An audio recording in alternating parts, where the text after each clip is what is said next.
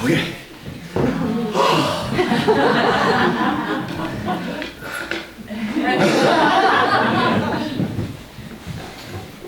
You like my bling? Yes. So,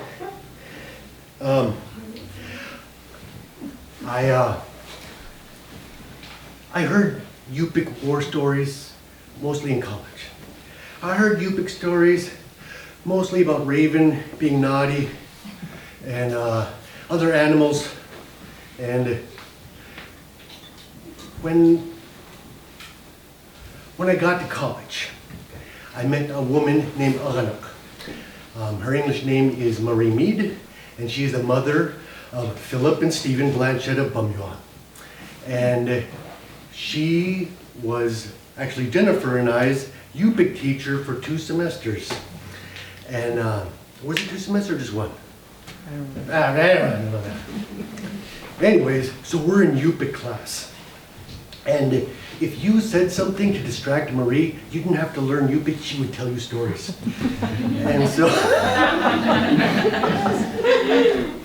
Alganuk was going to teach us something, and somebody mentioned something about her work with ANCSA in 14H1, which we'll get to in a second. And so she's talking about doing these war stories and working with these elders. And then she went to the Yukon and she said, have you heard a story about Akuksuk? And they were like, how you know that name? Like I was doing this, and Joshua Phillips from Tuluksak said this. And I was like, and she was talking about Mud Creek, and I was, what did you just say? And I was like, did you just say Mud Creek? And she was like, yeah. And when I was a little boy, these men, what perfect timing, look at that, it's serendipitous. This is my dad, this is my Uncle Arthur, this is my Uppa Jerry, this is my Uncle Billy, and that's my Uncle Kenny, that's Uncle Doodoo. He's the one that's a really bum shot. Sorry, Uncle Kenny. I modeled how to be a man after this man right there. He was the best woodworker, he could turn anything, he was amazing. And he was a good hunter, and he was tough. Actually watched him rip off my uncle's ear during a fight. It was really gross. Yeah. Anyways, let's come back to right now. So, Marie loved to tell stories. So she told us these stories about the War of the Eye, and then she kind of said, I know this war, this Blood Creek war story, but you should get the paperwork from my partner at VIA. And I was like, okay. So I called him up, made an appointment, I'm gonna show up at 1 o'clock or whatever it was. And I go and I sit down, and his office got this cubicle like Office Space. Like everybody's in a cubicle. I mean, it is Matrix-esque. And so I go in there and there's Matthew, and I sit down and I'm like, hey Matthew, Marie said I should come by and pick up these stories. And he's like, what? I'm like, yeah, I left you a message and you said come by at 1. He's like, I don't know what you're talking about. And my heart just fell through the floor. What is this guy doing? Like, I talked to this guy. And he's like, I'm sorry. And as he's doing this, he opens up a drawer and slides this thing out. I can't help you, man. You gotta leave. Sorry, bro. Like, you gotta go. Gotta go back to work. Like, and I'm like, okay. And I bring these things home. And I see the War of the Eye. I see Martuli. I see Banik's Revenge and the End of Warfare, and a plethora of, yes, I just used the word plethora. A plethora of other stories. And it was like gold, or it just filled me with just, I was rich. I had my stories. But I have to get back to the pilot bread. So in another story, Marie goes, "You're Giselle, huh?" Yeah. He goes, "There's a story of your namesake's namesake." And I was like, whoa. In Yupik culture, we're named after somebody. And I'm named after my grandma Mary Samuelson, but she was named after somebody else too. And so there's a long story to that, don't have time for it now. But anyways, my birthmark gave me my name because my grandma Mary had one on the other side, and it flipped to the other side because she's a girl and I'm a boy and we're opposites. Anyways, her namesake was Rich. And when she got to Yurok, in one of the Akulamute villages, one of the villages in the middle, between the Yukon and Kuskokwim rivers, she Yurok before we had pilot bread, and she had pilot bread. And so she could, this is food, and you're not supposed to waste. And she wore it as jewelry. She was really boastful. And usually we don't talk. We let our clothing boast for us. My mom is an excellent seamstress, and so is my partner, and so this is me bragging about my honey.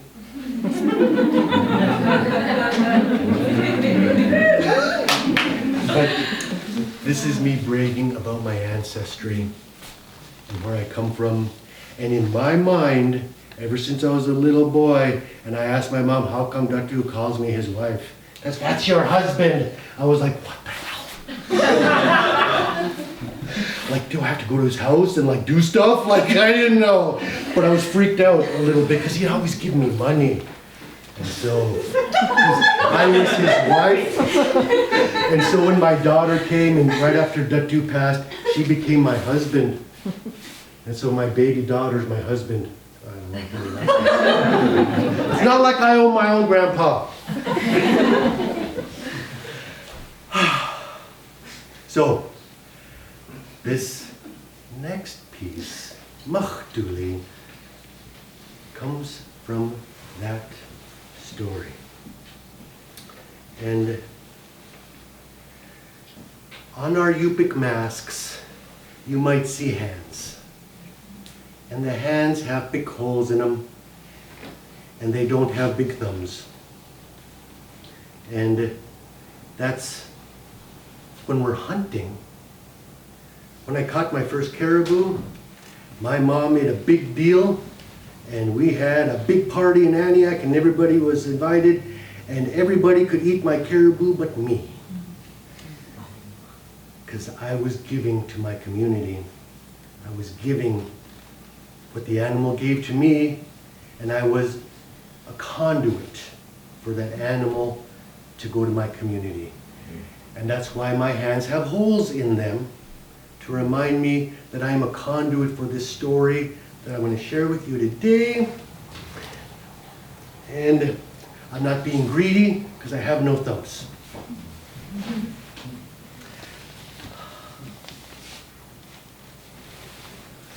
Mishkop is my dad. And I was 7, I think. And my dad would put me on his shoulders, and I'd sit on a gun. He'd have this gun on his shoulder, and I'd sit on it. And we'd walk through the woods. And we were looking for something, grouse or something. And there's this tree on Antioch Island. And it's a cottonwood. And my dad's like, I found it. And I'm like, okay, found it. It's the cottonwood in the forest. Like, you found the tree, Dad. And he goes, what's wrong with this branch? And right at about this level is a stick. There, the cottonwood tree is about yay big. It's sticking out both sides like this. And I said, it's broken? They're like, no, like it's coming straight out. Like usually branches go up. And I'm like, okay? That means nothing to me. And he goes, this is from the bow and arrow wars. And all of the stories that I heard growing up, there was no mentioning of bow and arrow wars. We were docile Eskimos. And I'm like, we don't do war. And he's like, yeah, we did. And I'm like, no. And we would pass by Kalskag, and my uncle would go, remember the Mud Creek, or remember the Battle of the Eye, or remember, Martuli. Sometimes that word would come out. And I'm like, what's Martuli? What's Battle of the Eye? And I talked to an elder once, like, what's Martuli? What's Mud Creek?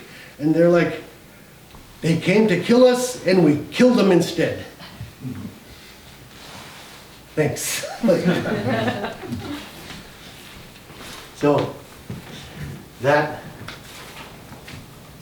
didn't suffice. When I got Martuli and read it, and read it, and read it, and read it, and read it, it became a part of me. And a young woman named Natasha Gamache, she's a Newpak, came and asked to tell this story, and I gave her Martuli. And so this is Qanemcikangqertua, that's where the story kind of begins, and it takes place in there, and then there's lower in Upper Kalskag. So I've never heard this story before until Natasha shared it at UAA, I think like 5 years ago or something like that, I forget. But when she told it to me, I cried, and I went home and I painted this necklace that my mom gave me, this blood red, to represent that I am a descendant of the story that I am about to tell you.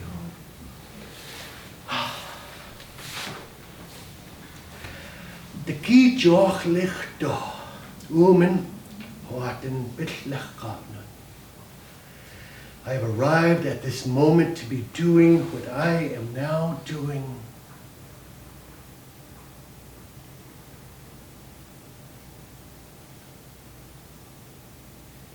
There's two little boys. They're young men. They're probably in their early teens. And they're on an open river, Qanemcikangqertua, that really windy one. And it's early morning, it's frosty. There's probably some frost on some of the things around. And these two boys are eating dry meat of some sort. And they're on the banks of the river with their two watercraft right there. Probably open skin boats shaped like a canoe. And they're sitting there on the bank. And they hear a sound. And it's a babbling sound. But it's not like something they've heard before, and it gets louder and louder. And the hair stands up on the backs of their necks, and it tells them, you need to hide. And so they picked up their watercraft and they put it behind the berm that they were right next to. And then they fixed all the gravel so it looked like no one had been there. They even fixed each stalk of grass because they knew something was coming, something scary. So they hid behind this berm, behind this grass, and they were waiting and looking. And soon, one kayak, two kayaks, one boat, two boats, three boats, four boats, countless amounts of boats are coming. Inupiaq people are coming. Yukon people are coming. All kinds of Yukon people are coming. Northern Yupiks between the Inupiaqs and the Yukon River are even coming. Everybody's coming. And they're going to lay waste to the entire Kuskokwim River. They said they were going to make each village grow grass and have nobody left there. That was their plan. When they used to attack the Kuskokwim people, they would come from the mouth. And we were ready for that. But the Yukon people, they decided to do another story. They tried to go a different way. And they had with them a captive that was from Kalskeg. And he was taking them, this is how we get there. And so he was guiding them back to his own home village. But these boys were sitting there behind the grass, and they were thinking, don't find me, don't find me, don't find me. I mean, hundreds and thousands of men were coming by. And finally, as the day started to calm down, the sun started to go down, no more boats were coming.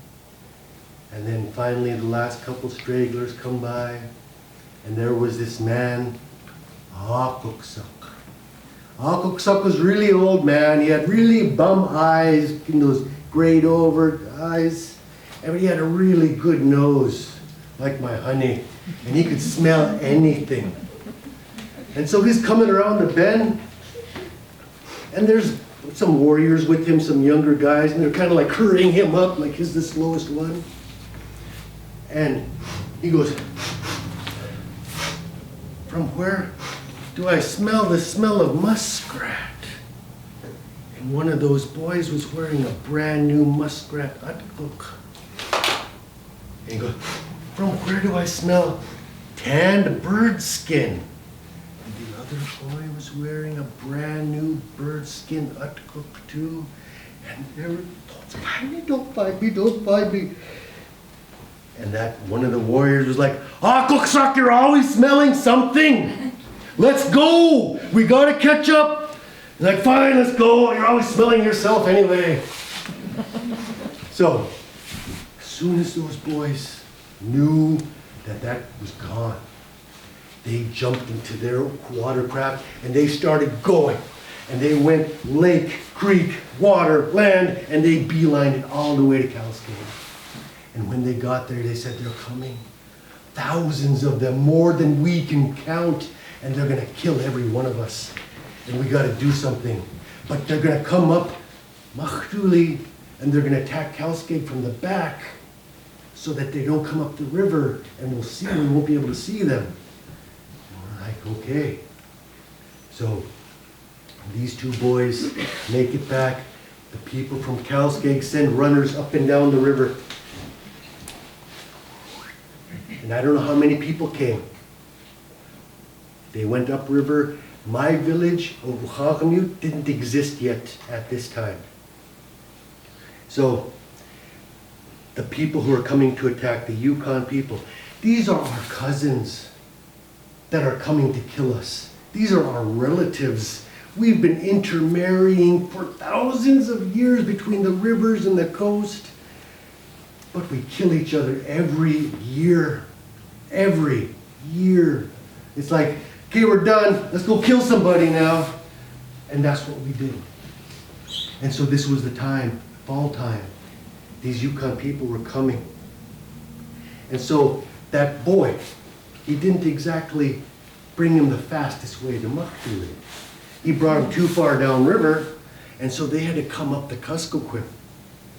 And so they're coming up this Kuskokwim River, and they're seeing the people that are coming back to Kalskeg. They're up on a mountain. When they're back on these wiggly parts, they come up here to these mountains and they're going to look at the Kuskokwim. And so they're up there and they're looking down, and that guy from Kalskeg, he's like, oh, look, your plan is working just great. Those people that are coming from downriver, it looks like they're only bringing their urine buckets. So it's working. It'd be just great. I don't know the significance of urine buckets, but it's in the story. So, my ancestors plan an attack. What they're going to do is they're going to line both sides of Martuli with all of our warriors, everybody who showed up. And we're going to wait for every boat to get up in there. And so we lay in wait. And those people come. And they come up the river, and this is before the sun comes up, but we're already there. We know what's coming.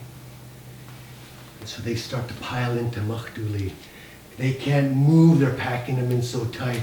They're trying to get all their boats in there so that when the sun comes up, we don't see any boats coming from downriver. And so they're squeezing everybody in. They're like, we gotta make sure we're hiding. And so they get every boat up in there. And once the boats get to the very top and it's done, one of the warriors goes, oh, oh! And that means, okay, they're at the top. Once the last boat comes in the bottom, someone at the bottom calls like a swan. And I don't know that call. But they make a swan call. And when that happens, this is the part that my dad added to the story that I didn't know. He said that there was a spruce tree near the mouth, and they almost chopped it down. And when those people came and all of the last ones came in, they chopped that tree down. And it trapped all of those people in there. And we stood up, and my ancestors rained arrows on these Yukon people and killed every one of them. Thousands of men died in Martuli. And these are our Yukon relatives. And I'm really sorry that this happened between our people, but we're better now. We don't war no more. Qanemcikangqertua was still a slowpoke. And he comes paddling up in his kayak, and he sees all of these men with his cloudy eyes, and he can't see. And they're like, yeah! And he comes up and is like, victory, we killed them all! And they're like, what the hell are you doing here? And he was like, what happened? This is an old man. And his just blood is just pouring out of this river, and all of his relatives are dead. Every young man that he ever knew from his community and surrounding communities is dead. And he's shaking. And he's afraid of life. And they cut a ring around his mouth. And they cut snips in his nose and cut a nick in his ear, cut off his eyelashes, shaved his eyebrows. They were mean. And then they cut off the back of his kayak, and they said, go home. That's almost a death sentence, cutting off the back of his kayak. He had to stay right near the coast the whole way back. He didn't know which way was downriver. So one of my ancestors walked up to him and grabbed his ear and sliced it off, threw it in the river, and said, follow your ear home. It'll show you the way.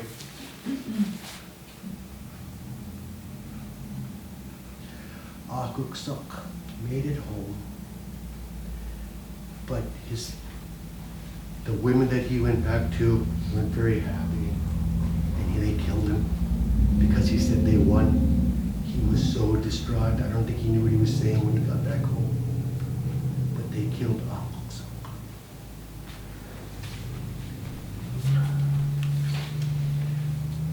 But they do say, if Qanemcikangqertua had good teeth, he might still be alive. That's got a deeper story. I'm not going to go into that one. That was Martuli. Bayanatwa.